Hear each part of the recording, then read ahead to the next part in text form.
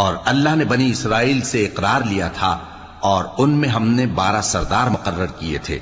اور اللہ نے فرمایا کہ میں تمہارے ساتھ ہوں اگر تم نماز پڑھتے اور زکات دیتے رہو گے اور میرے پیغمبروں پر ایمان رکھو گے اور ان کی مدد کرتے رہو گے اور اللہ کو قرض حسن دو گے تو میں تم سے تمہارے گناہ دور کر دوں گا اور تم کو بہشتوں میں داخل کروں گا جن کے نیچے نہریں بہ رہی ہیں۔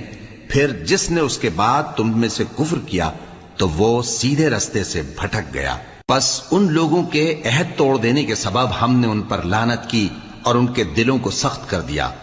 یہ لوگ کلمات کتاب کو اپنے مقامات سے بدل دیتے ہیں اور جن باتوں کی ان کو نصیحت کی گئی تھی ان کا بھی ایک حصہ فراموش کر بیٹھے،